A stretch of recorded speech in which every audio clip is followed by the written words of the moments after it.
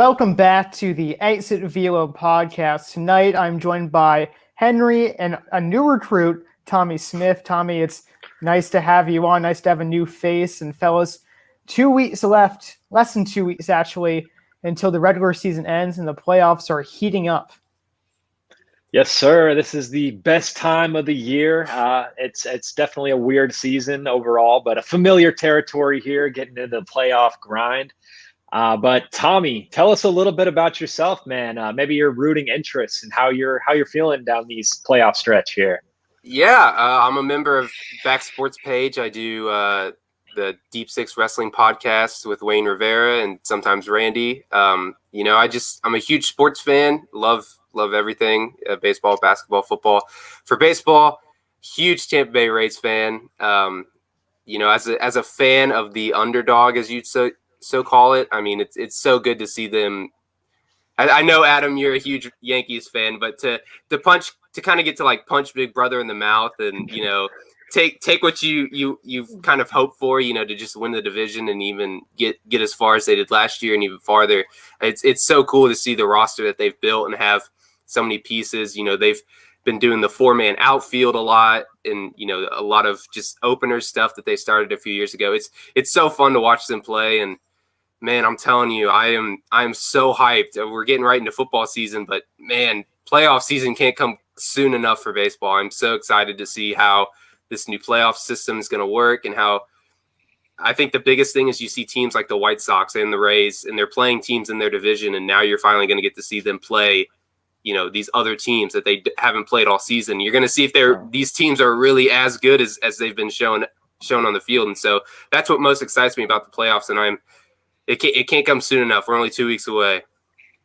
I'm especially excited about the wild card series as well, because I think that's insane, especially in the AL where really there's no bad teams that can make the playoffs unless the Mariners somehow scoot in. But we'll get to that later. That'd be something crazy. But if you're in a top 4 seed, you get 3 straight games at home.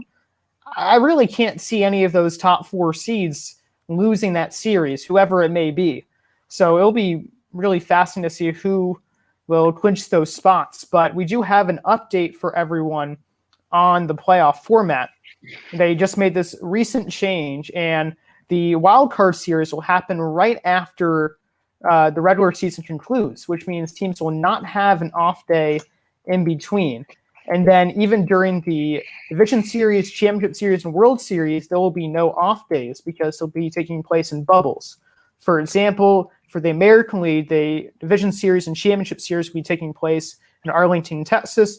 The Rangers Ballpark, which is called Globe Life Park, the NLDS and LCS will be taking place in San Diego. The Padres Ballpark, called Petco Park, and the World Series will be back at Globe Life. So it'll be really interesting to see how really all of these teams do in unfamiliar locations, unless the Padres make it to the DS and the CS, but not too many teams will be taking advantage of. And there's a lot of teams who, at least in the first round, could very well take advantage of having home field advantage. And it's definitely a very different playoff format than we have ever seen before, expanding from 16 teams, expanding from 10 teams up to 16. Tommy, I love the point you made earlier to where you're going to be seeing teams that play in the same league as you, that you haven't seen all season, having those quarantine divisions that we've seen throughout the year. Adam, no off days. That is going to be insane, especially with the first round wild card series where you no longer have that one game winner takes all. It's going to be a best of 3 series, which I do like to see, and that you get a little bit more time in the playoffs. It really sucks to get there for that one game and get booted. That happened to my Cubbies in 2018. Tommy, the Rockies knocked them out that year. I was getting excited. I was gonna pass off to you like you were a Rockies fan. Yeah. But I forgot you just told us how you're a Rays fan, and we're gonna get along. I've experienced enough of that. Yeah, I've experienced enough of the Tampa Bay 2011, what they call one of the best nights in baseball with Game 162. They get in, they beat the Yankees on a Evan Longoria walk-off home run, only to lose to Texas in one game, and there ends their season. Texas was kind of our foil at the beginning of the decade. So I agree with you. I really do think this 3-game series for the wild card is something that we could see moving forward, because it just brings, it gives teams an extra chance to continue to fight. Excuse me. You see all these teams who do get to the last day of the season or 2 days before, and they finally secure that wild card spot, only to lose in one game, and it's just like, they fought all that so hard in the last month of the season just to get eliminated in one game. So to give that 3-game series, I think it's really going to bring out a lot, and I think it's one of the few things that we could see carried over from this quarantine season into the next full season, whenever, if that's next year or the year following. So I'm very intrigued to see what the playoffs will bring to the rest of the MLB. Besides being all big baseball fans between the three of us, we all have something in common too. We all had teams that were booed in the wild card game. So frankly, I think we're all just done with the 1-game playoff. It was already getting some slack beforehand because, as you both mentioned, just to go so far in the playoffs or so far to make the playoffs and get booted in 1 game, at least now there is a stark disadvantage for the away team, but at least it gives them a chance. So it will be interesting. And also Manfred recently announced how the 16-team playoff can happen in 2021 as well. Now, we've started to get used to this fact of the new playoff format, and I think we're starting to appreciate it a little bit more, but at the same time, it still feels a bit weird to me how so many teams are making it next year. It's weird that you look down the standings and the races that we're following. There's so many more teams in play. Like, we're talking about the Mariners here at the end of the season. We're talking about the Marlins. I don't want to take anything away from those teams and how great they've been, even in the shortened season, which that is another factor, that everything shortened adds another layer of randomness. But the fact that you're adding that second team from each division, it just expands the race so far. And the NL Central, I think, is a division where that's really intriguing, where the Cubs are out 5.5 games, I believe, now in first place. But second place, the Brewers, Cardinals, and Reds are all right on top of each other, fighting for that last spot, and still very much in the thick of the wild card race as well. So I think it is, like Manfred had hinted to, that I think we're going to see expanded playoffs going forward. I think it really just adds a lot of intrigue, and it adds a rooting interest to many more fan bases. And most importantly, it adds a lot of TV revenue in the postseason. So I think that's ultimately why I think we're going to see expanded playoffs stick around. Yeah, I wasn't the biggest fan of when they first announced it, because if my memory serves me right, they announced it the day of the season starting. And I was just like, it doesn't make sense, just to have – if they would have announced it a little bit prior, because obviously we all know this season was going to be weird. We didn't even know if the season was going to happen. And now you get to this, and we're announcing on the first day of the season, hey, we're expanding the playoff seats by 6 teams. But on the other side, you look at teams like the Blue Jays, who have so many young pieces, Biggio, Bichette, Vlad Guerrero. They're getting a chance to, fight for a playoff spot. You're getting teams, like we said, the Mariners, the Marlins, another young team right there. And then you have the Cardinals, who have kind of been dealt a dirty hand, really. They've been dealing with rash of COVID and not being able to play games and having to do so many doubleheaders. So I agree with you. At first, I didn't like it, but it adds more intrigue. And in a 162-game season, whenever we get to that point, I think you'll start to see more teams be competitive. We can see these teams who are trying late in season and making more trades and trying to do whatever they can to boost up that roster and, get to the point where they can be the sleepy wild card team. We've seen, 8 seeds take out 1 seed. It's, part of sports, and that's what makes sports so great. So I love it. I didn't like it at first, but now I'm a big fan of it. And I think it's going to be something that is going to be, moving forward, something that a lot of fans are going to look forward to. You both mentioned how there would be a lot more competitiveness between teams. And that was honestly something that baseball was lacking for a while, because there are a lot of top-heavy teams and a lot of teams looking for multi-year rebuilds. Because if you told me in a full season that the Marlins and the Orioles were going to be fighting for the playoffs, even with 16 teams, I would say that you're crazy. But in a shortened season, now these teams have a chance. Now teams like the White Sox, who just clinched, made the playoffs for the first time since 2008. They're already a good team, though, so maybe they would have made it. But it gives a lot more intrigue. It gives a lot more teams a chance, such as the Mariners, and even the Tigers are lasting a long time. And even fringe teams such as the Mets and the Reds and the Brewers, they still have a chance. I mean, look at the Giants and Rockies as well. So that aspect of it, I really enjoy. However, it still feels weird that teams under 500, maybe it's just this year, are making the playoffs. That feels too much like the NBA and just doesn't feel right that a team that's lackluster will make the playoffs, because honestly, they'll probably get booted in round one, even in a new wildcard series format. I am glad you brought up the other side of the argument there, Adam, that there is some downsides to this, and maybe it's a little bit too inclusive. I agree with you that a team is under 500. They probably don't deserve to be in the playoffs, but I do think that we could see some upsets in the first round. I wouldn't write them all off. It's going to be like the Dodgers are going to be the 1 seed in the NL, I guess, now. So I wouldn't really see them getting knocked off by an 8 seed, but maybe a team like the White Sox or the Padres, a younger team who maybe we thought arrived a little earlier than they would.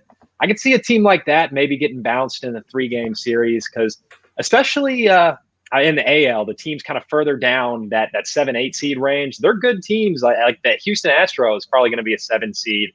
I could see them catching a team slipping maybe at the top of the league. So I could see some upsets happening. And I love that there's the chance for those top seeds to get upset, because everybody has to play in the first round. Maybe I won't feel the same way once we actually get through the playoffs, see how everything plays out. If my Cubbies get bounced, I certainly will not love it. I will protest, but I'm optimistic for now. Yeah, you look at, you brought up the NBA, and when you get to the playoffs, you look at, you have the 1 seed Lakers, or, fill in whatever team you want to get there.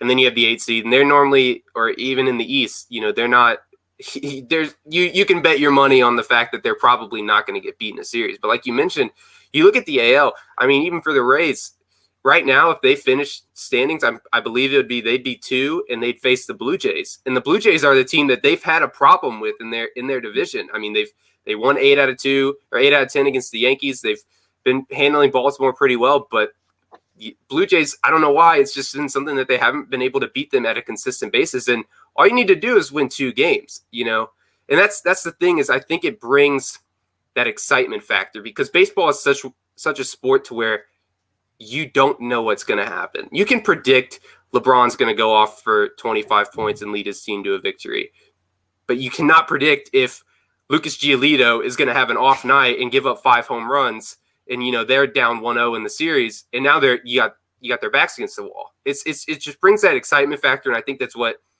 I'm excited for. It also a little bit scared for the Rays, because as you mentioned, the Astros could be the 7 seed, and even if something happens, the Yankees could be the 7 seed, and it's just, there's teams in both divisions. The whole thing that I think about is it's a whole new season. Right when we get to the playoffs, records don't matter. You're 0-0, and you're playing for your proverbial playoff lives. And so I think we're going to see teams try even harder and, do whatever they can to get those wins. So I think we will see a few upsets in the first round, which is, like you said, just going to bring a lot more intrigue, and it's going to bring a lot more eyes and TV revenue to baseball, and be like, okay, now we have a team like last year with the Washington Nationals. Nobody thought they were going to win. But now you have a team like the White Sox, who are coming out of nowhere. We knew they had a good farm system and a good team overall, and now they're playing well. Jose Abreu's playing at MVP level, and they can still get bounced because they're playing a team like the Astros or like the Blue Jays, and that just makes it so much more interesting. And I think, hats off to Manfred, because we've mentioned they've had a problem in the past few years getting eyes on the baseball product, and I think this is the first year where we're starting to see all these new advancements because of the COVID season is finally bringing in eyes to the game. And I've said it a few times, but I'm so excited for the playoffs. I'm just ready to see these upsets and all these good games that we're going to see. Honestly, it seems like we're already in the playoffs right now, because it's crunch time. Everyone's fighting for seeding, and I'm glad you both mentioned how in the American League especially, any team can bounce another team. And the NL, I would still argue that it's not as likely, because the bottom 4 seeds are a lot more weak than the top 4 seeds, but we can obviously get into that later. But with the AL teams, it seems as if almost all 8 teams are locked in this point. And these teams are White Sox, Rays, A's, Twins, Yankees, Astros, Blue Jays, Indians, and the Mariners are actually just 2 games behind the Astros for second place, which, again, if you told us at the beginning of the season, no one would have expected that. but somehow the Mariners have hung on, and also the Astros are finally getting their just dues. And I think I could say for all of us, it'd be nice if the Mariners can scoot in the playoffs over the Astros. That'd be the ultimate punishment. The universe coming back to get the Astros and keeping them out of the playoffs, and for the Mariners of all teams. Unfortunately, I would not count on it, Adam. I think the Astros are going to skate by, and I think that those 8 teams that you mentioned for the AL are going to be set. The Indians are in a little bit of a free fall last night. They've lost 7 in a row now, including 2 straight to the Chicago Cubs. In game 1 of that series, Cleveland was actually leading 3-1, it should be noted, but they blew a 3-1 lead. Where have we heard that before? So maybe the Indians continue to free fall, but I would tend to agree with you, Adam. I think that 8 in the AL is set. Tommy, do you agree with that as well? Yeah, going into tonight's game, I think the Indians are going to get back on back off the schneid. They got Shane Bieber going out, former Cy Young winner. I don't see a lot of movement in the AL because outside of the AL East with the Blue Jays, the Yankees, and the Rays, you kind of know your set teams. But I mean, the NL, that race is just crazy. You mentioned, how the Cubs have a 5.5 game lead, and then it's just, a bunch of teams just stacked on top of each other. And the Cardinals, like we mentioned, have been dealt a bad hand. They've had to play this entire season, basically a bunch of doubleheaders, having to do no off days and stuff. And to even get to this point to where they're still contending with 2 weeks to go is incredible. And it just shows how good of a coaching job and how well their roster is built. The NL is going to be crazy. I mean, we have the Marlins. I think are they 5th seed? Is that correct? I think they passed the Phillies, so I think they might even be the 4th seed. They are ahead. No, they're in the 5th seed, but that's just crazy. Yeah. The Marlins, no one would have thought they'd be in that position, especially how quickly all these new guys are being thrust into the starting lineup. We saw them trade for Starling Marte, and he's made a pretty good impact. So I just think the NL is going to come down to crunch time, maybe even the last day. And that's what makes this season so fun, is because you just don't know what's going to happen. I mean, I don't think anybody would have projected the 2 top teams in the AL would be the Chicago White Sox and the Tampa Bay Rays. Of course, I'd pick my Rays to be, close to the top, but it's just been an incredible season. And, hats off to the MLB for, giving us these rules and kind of just even finding a way to get the season off the start. It's been so entertaining to see all these players who, normally aren't good. Like, I mean, who would have thought Donovan Solano, coming out of nowhere, he's playing out of his mind. Yastrzemski for the Giants is doing great too. It's just been such an entertaining season to watch overall. It feels like decades ago, and I know 2020 is a wild and crazy year. It feels like decades ago when everyone was arguing about if a season would happen or not and how it kept getting delayed. I think once the season started running and there was less worry about COVID stopping the season, now we almost all forgot about that and just are excited for postseason baseball. And we'll get into the National League race in a little bit, but it seems like for the most part, the division winners are almost all set from both leagues. It more seems like that it's a battle of second place, even in the American League as well. And although the Yankees are just 3 games behind the Rays, and they still have a chance, I wouldn't bet my hedges on it. I think the real battle might be between the Yankees and the Blue Jays for second place. Wow, Adam, I didn't know if you saw. I was looking at you funny there, man. You're willing to throw in the towel to the Rays already? I guess it's a 3-game deficit with you. 12 games for us, yeah. And no more games against the Rays. Nope, they finished that up 8. Yeah, Tampa Bay took the season series 8-2. Wow, I didn't realize that Tampa Bay was that dominant in the series. But that is probably good that they're not playing any more games, at least for a little bit, so they're not throwing baseballs at each other. I know things started to get ugly at the end there, but Adam, you're being very, very realistic tonight, ceding first place to the Rays already. But I do want to say, for the record, Tommy, I was trying to keep the Yankees fans in check preseason. I said the Rays have the best rotation in the division from the start. So I'm not surprised to see them doing well. I am surprised that the Yankees aren't in first. I thought that the Yankee juggernaut would continue to roll in this shortened season. And why can't it in the playoffs, right, Adam? They're getting Judge and Stanton back like any day now, I'm pretty sure. They already have them back, actually. Yeah, they just got him back. Well, there we have it. The evil empire is back nearly at full force. And with this expanded playoffs, a team that maybe didn't live up to expectations all the way, still very much in the thick of things. And the Yankees are going to be dangerous in the playoffs. I wouldn't want to see them. Yeah, it brings out how important home field advantage is. You always hear when teams go to Tampa Bay, you know, losing the balls and the lights and just being in that weird stadium. I mean, Tropicana Field is such an interesting place to play. And, you know, going on your comment, I as a fan, I thought Tampa Bay had a chance to win the division. But even as an outside looker, you look at all the people who are like, this is the roster that is set up, one of the best rosters that is set up for a 60-game season. The amount of depth, they have the number one farm system in the league for a reason, and they haven't even used it, you know. And the fact that Snell, he has pitched well. He pitched well tonight against Baltimore in Game 1. But Charlie Morton has not pitched as well as he has. Glasnow has been leaving a lot of hanging curveballs and sliders over the plate. Yarborough's been all right, but it just shows how great of a job Kevin Cash has done to get guys that are just playing, you know, out of their mind. Even Austin Meadows, one of the guys from that trade with Glasnow, who you expect to be the future of the team, hasn't performed very well. You have guys like Brandon Lau who's stepping up and absolutely crushing the baseball. I think it's so incredible how well he has done. I'm a huge fan of Brandon Lau. He's my favorite player, but I mean, he has just done so well this season. And to be able to build that roster and have all these injuries and have even play in a division with a team like the New York Yankees, who you know are, as you mentioned, the evil empire.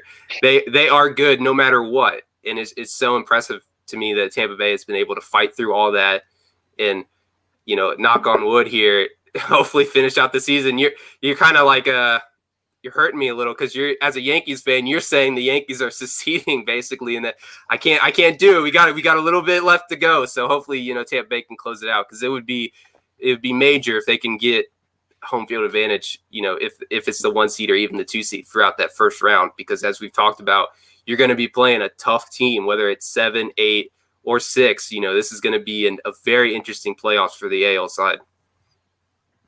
Perhaps I was a bit too ready to jump to done. And to be fair, I've been worn down the last few weeks. I originally wrote an article on Bat Sports page how Yankees should be afraid of the Rays, and that's when the Yankees were killing the Rays early in the season. They're up like 3 or 4 games, went on back-to-back, pretty much essentially back-to-back 7-game winning streaks, and I felt good. And then it was like, oh, it's a little scary. And then, oh, can they get second place? Oh, they kind of suck. Oh, maybe they might back in second place. Henry had his comment about how the Yankees are getting duped by the Rays, and that came to fruition. So, and I am a little bit like wary for them to win it, just because, not that they're not a good team, not that they're not on fire right now, because they are. It's just they have to catch up so much ground in such a short amount of time, and they don't play the Rays either. So that's where my concern comes in. But I think, Tommy, one of the reasons that you gave why the Rays have been doing so well is because they keep bringing guys who are stepping up. Their bullpen, for example, has been arguably the best bullpen in baseball. They're certainly up there. I know the Indians are up too, as Henry mentioned last podcast, but the Rays have some of the best bullpen. They have pitchers such as Diego Castillo, Nick Anderson, highlighted that Marlins trade last year, and they also have Jalen Beats, and they also have new guys like Randy Arozarena. Is that how you pronounce his last name? Arozarena. Okay, I was pretty close to that. And wow, so they come up clutch, but also how will they fare in this last stretch run? If all these new guys can't hang on, then maybe the Yankees can usurp them, but it'll still be a tough run for them. Very much the David versus Goliath story, as it seems to always be when it comes to Yankees Rays. The Yankees with your household names and your multi-million-dollar contracts, and then the Rays seemingly holding it all together with sticks and glue. The guys who just make it work somehow. They are gritty. They are your lunch pail guys who step in and get it done. The Rays take care of business and find ways to win. And while we were talking about that, it reminded me of another team who I don't think we've mentioned yet tonight. The Oakland Athletics. Should give some credit to Ben Rossi's team there. That's another team who I think flies under the radar a little bit and leading their division over the Astros by a good 4 or 5 games out west there. 6.5, excuse me. Sorry, Ben Rossi, but he's taking care of business. And another team that maybe, Moneyball, right? Not spending as much money. And we love to see teams like that, the underdogs kind of come in and get in their time. So definitely happy to see that. And I think seeing a little bit more of that maybe in an expanded playoffs, but those are certainly the A's and the Rays teams that would have been in regardless. But definitely an intriguing matchup there with the Rays and the Yankees. What are some of the other division races still in play? I know you guys said they're pretty much all wrapped up. Is there anything else we're keeping our eye on as far as first place goes? I don't know how much the Padres are behind the Dodgers, but I think if they get on a hot streak, they might be able to catch them. We've seen the Dodgers kind of slip a little bit. The Padres have just been playing out of their minds. I mean, it is so impressive just how good that team is. I mean, Fernando Tatis has stepped it up to another level. We're seeing Will Myers, he hasn't played very well since he was with the Tampa Bay Rays, and now he's coming in and having a great season. It's impressive. They just traded for Clevenger, so that they're going all in. They're trying to make it, and I think that could be a really, one of the surprise teams that we see.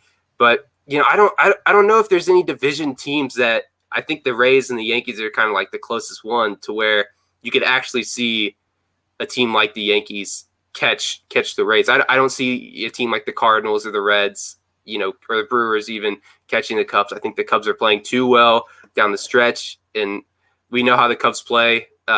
They can wear you down. Yu Darvish has been incredible this season.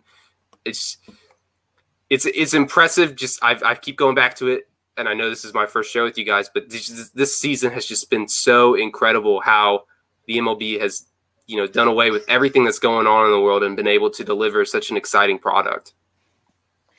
It's been incredibly entertaining. Just going back to Dodgers versus San Diego, besides first and second place is also Fernando Tatis Jr. versus Mookie Betts for the NL MVP, which is just great because they're really the two best teams in the National League. So it's fun to see those two go at it. And Tommy Moore, to your point, the Padres are 3.5 games behind the Dodgers, and some other divisions of interest. The Marlins are 3 games behind the Braves, which seems like a very small gap because, again, Marlins are just a surprise team.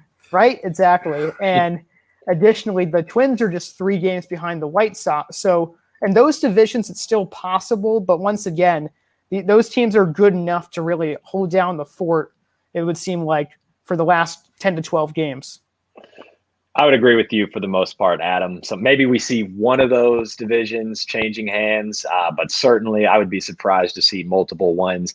I think more of the intrigue is further down in the races where we see these 2 seeds in the divisions and then the wild card races, of course. I think that is really where we see the drama playing out here over the stretch run. And I do kind of love the way the schedule is set up to where you're playing mostly your division and then sometimes the opposite geographic division, for example, the AL Central and NL Central playing each other. But I love that there's so many matchups against your own division this year to where these playoff races are really coming down to these next couple weeks, and those are the teams that you're squaring up against. And I want to mention too, I know we've been talking about home field advantage in the playoffs. I just want to go back to that for a second. And that's going to be weird with no fans. I mean, certainly having batting last, that's going to be big, but not having the fans rooting you on. I'm sure some teams feed off that more than others, some players too, but that's going to be another weird thing of this weird season. Yeah, another thing that is a positive for the Tampa Bay Rays because they never have fans. It's as hard as it is for me to admit that. I know Manfred talked about maybe having fans at the World Series in a limited capacity. I think that'll be interesting depending, what teams are there. But you're right. I think home field advantage means so much more now. You look at these teams who, like the Oakland Athletics and like the Tampa Bay Rays, they don't, or even the Marlins, if they find a way to make the playoffs, they don't really see a lot of fans compared to these giant juggernauts like the Braves or the Yankees. And to be able, if they get to that point to where they're hosting a series, a wild card series, you never know. Like, that just brings such a different dynamic. And we were talking about the Athletics, and I wanted to say something. Again, losing Matt Chapman is a huge blow to that team. But again, it's another thing where you're looking at just how well that team has done with the surrounding pieces. Laureano, Matt Olson, Sean Manaea, Marcus Semien. And going back to the wild card of last year, I don't know if you guys remember, the Rays played the A's. And that was one of the most talked about games because of how, you have basically two Moneyball teams, and they're going at it, and it's one game. And now we have 3 games to where they're going to get the chance to, not have to worry about, okay, one and done. We got a chance to keep fighting. So I think you brought up a good point. Home field advantage is going to be huge. But for some of these teams, like the Rays and the Athletics and even the Marlins, I don't know how big of a factor it's going to be because they just don't see so many numbers in fans. And we could see them, kind of be adjusted to that, and instead of teams who are coming in and, playing against these teams and not being used to having, no fans. So, just now they have cardboard cutouts. So I think it's a really interesting dynamic and something that we should definitely look forward to in the playoffs. Tommy, I believe it was Logan Morrison who said that not having fans in the Marlins ballpark wouldn't be any different because they don't have any fans to begin with. So pretty much another former Ray. I miss Lomo. Yeah. He's been jumping around as of late. I remember he was on the Yankees a little bit too, at least in the minors. And that was after he said he never wanted to play for the Yankees. So his career's been pretty interesting as well. But he's getting paid, so I guess that's all that matters, right? Exactly. And I would argue, though, that home field advantage is incredibly important for the wild card series. After that, I don't think it is, because they're not going to be playing at their home ballpark. They're not going to be having their home fans for the most part, unless some crazy fans are going to be flying out to Texas or San Diego, or maybe the Padres will have their own fans in their own ballpark if they get to that spot. So I don't know how much it would help, but it is interesting because you got to wonder if teams that have been struggling with fans, such as the Marlins, the Rays, and the A's, if they would have that edge this year. Tommy kind of blew my mind with that argument because, Adam, I was only looking at it from like the big market perspective to where like we can't pack the stands now. So like you're not getting the positive home field advantage. I didn't think about it from the other side, the teams that aren't drawing those fans, how like the gap is just eliminated, that it's all the same for everybody. I just was not processing that argument from the perspective of a little market team, but I totally see where that could be an advantage now. So thank you, Tommy, for opening my eyes to that one. And kind of as we've gone back and forth talking playoff advantages here, another thing that I was reminded of is that with no off days, I think pitching is really, really going to be key in this offseason, especially having depth in your bullpen. Because, I mean, you look at just the league environment that we see, especially the playoff teams, everybody can hit the ball. I think we really see more differentiation through your pitching staff. And I think that's really what's going to set the winners apart in October, especially you got no off days, man. You're going to have a deep bullpen or you are going to get burned. Yeah, and again, we keep going back to it, but that's where teams like Tampa Bay and like Oakland can succeed because they have players on their taxi squad that they can call up, or they have players who, can get you through 1 or 2 innings that you need. And, you get to what they call the opener. The opener gets you for the first 2 innings, and then you get your bulk guy, a guy like Ryan Yarbrough, who in that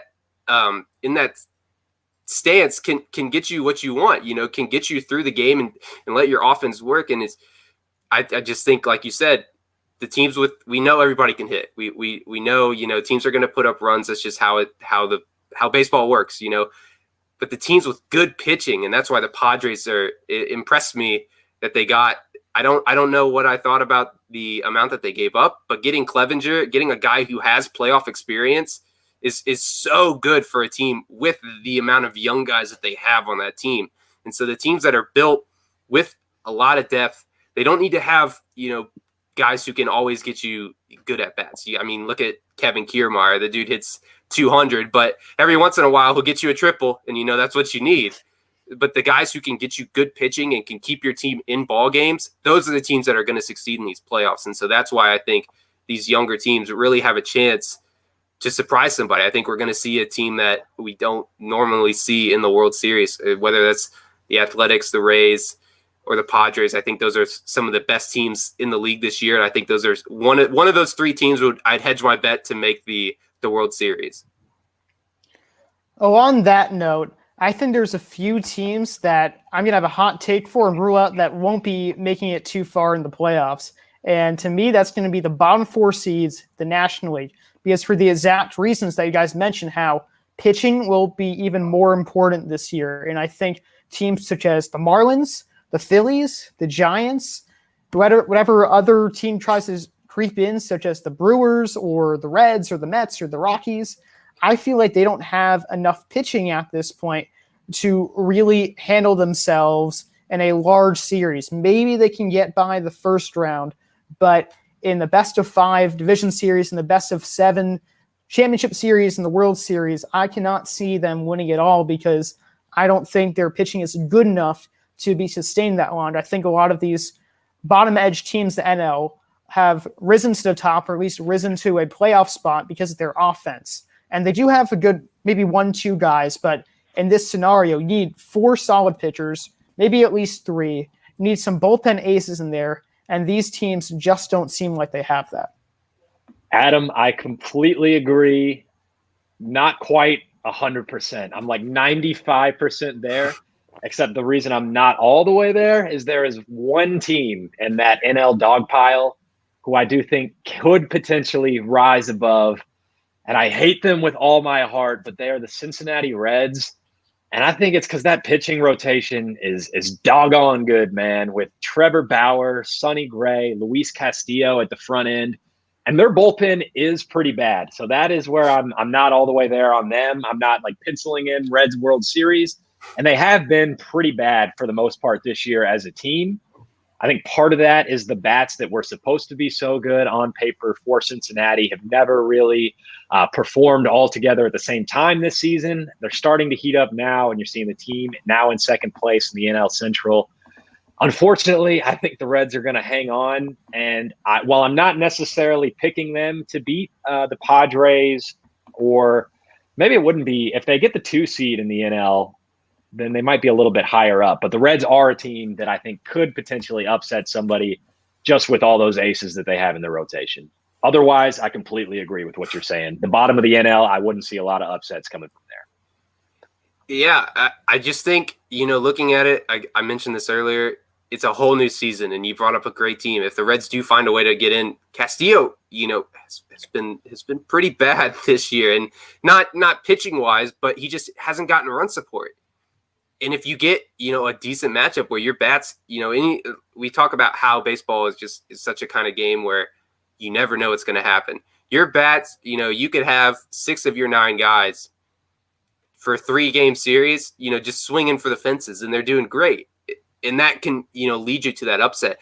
But you look at teams that, the NL, the lower or the higher tier teams are beating up. The NL Central, the Pirates are 14-34. I mean, they've been out of it since day one. Really, nobody thought that they were going to be good. The Diamondbacks have been a team that people have been beating up, and even the Nationals are a team that teams have been kind of dominating for the entire season. So I think when you look at it, you bring up a great point that teams like the Reds or teams like even I don't know if the Giants really have the pitching, but on the opposite aspect of it, their bats can get hot for one or 2 games, and that will push them. They can find a way to win, and so that's what is just so interesting about everything that's going on in the playoffs is that we truly don't know, because baseball is such a guessing game. You never know if a player is going to show up and be the stud pitcher that we know, or if he's going to be the at-bat monster. I mean, Tatis could go 0 for 9 in the all 3 games, and the Padres could get beat.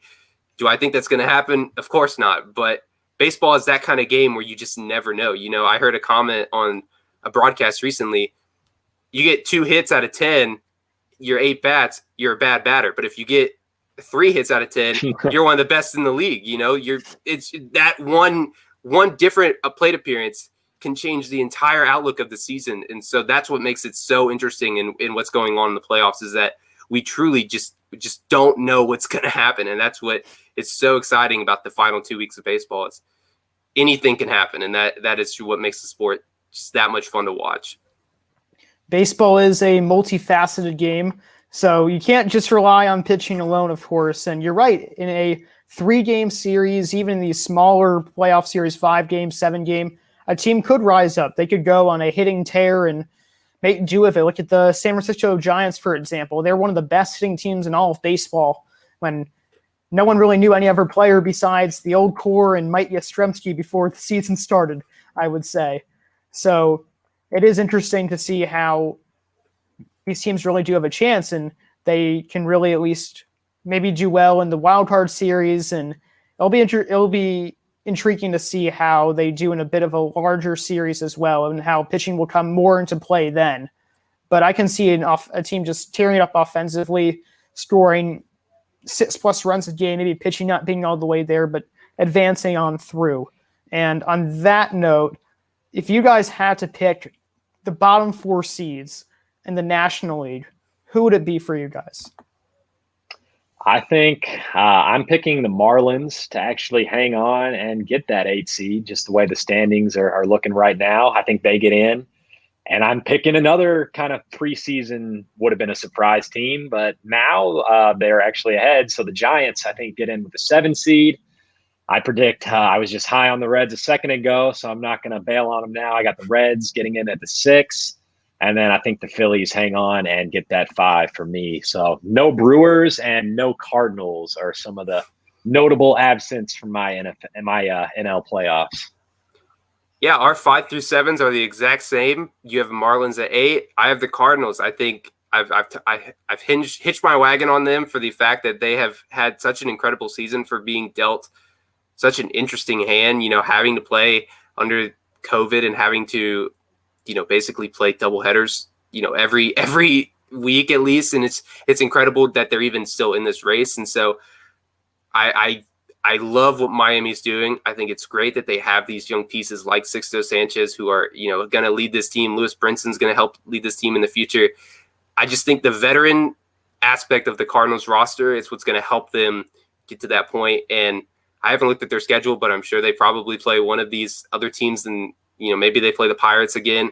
That's something that they should be able to win, and that's something that they can, take advantage of, and having that easy schedule and having a team that they can beat up on. And Miami's playing the Braves and the Phillies, who are both fighting for playoff spots and fighting for playoff standings.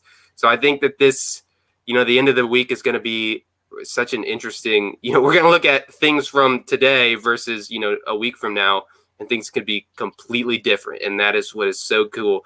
But yeah, I have the Cardinals making it. I think that veteran aspect of the roster is just going to help them push into the final playoff spot. Well, one veteran that's been notable for the Cardinals has been Adam Wainwright, who was pretty much a fringe signing for the Cardinals this year, because they almost signed him to a deal just because he's been with the team for so long. And he's been their best pitcher. He literally leads the team in Fangraph's version of WAR. So I can see the Cardinals making it, but my 5 through 8 it's the same as Henry's, except just in a different order. I have the Marlins at 5, Reds at 6, Phillies at 7. So I think the Marlins will be in second place over the Phillies, and then Giants will creep in at 8. So we're all pretty much on the same edge, and we don't think there's too many teams that are going to be challenging the bottom 4 besides, I guess, the Cardinals. Maybe the Brewers too, but it seems like those are really the lock teams. And before we sign off, I do think we should mention a big or an underrated part of the American League race right now, and that's the Mariners-Astros. And I know that it's unlikely for the Mariners to usurp the Astros, because just the thought of it sounds insane, but they are only 2 games behind of second place, and they could creep in that way. So how likely do you guys think that can happen? I would have to look at the schedules the rest of the way. Going back to what Tommy said, the Cardinals do play the Pirates again. They're playing them right now, actually beating them 1-0. So good call on that, Tommy. But the schedule is huge. So that's really a big piece of this argument. But if I assumed they were playing similar schedules, then I'm giving the Mariners a 5% chance to beat out the Astros. I think while we would all love to see it, I'm not expecting it. I think ultimately the Astros talent wins out, and we'll see them in the playoffs, and that could be a dangerous team pull an upset in the first round, perhaps. Yeah, I just got to look at the Cardinals and the Mariners schedules. The Cardinals play the Pirates, the Royals, and then have a 5-game series against the Brewers. Teams that you need to catch. The Brewers are a team that they can beat. The Royals are last place in their division, and the Pirates are obviously, one of the worst team in baseball. But the Mariners play the Padres after tonight's Giants game, the Astros, and the Athletics. So that is a tough schedule. But again, you just don't know. And that is what's so cool about this game is you don't know. I mean, they could go on a hot streak and you could see, their team just absolutely dominate, the entire rest of the way. I don't think it'll happen, but I don't think that they'll catch the Astros, but you never know. I mean, that's the beauty of baseball. Well, Tommy, it does seem like you have pretty good predictions of what's to come, but as you mentioned, you never know with baseball. We'll be talking about playoffs next week at our new time at Thursday at 7. So we will probably have a much more different but much more unique story about playoffs in the last remaining days. But thank you all for tuning in. Thank you, Tommy, for coming in on your first show. It was great having you. Please don't forget to follow us on our respective Twitter pages. You can also find the Bat Sports page as a Velo podcast on all of Bat Sports pages platforms. And until next time, this is the Exit Velo podcast.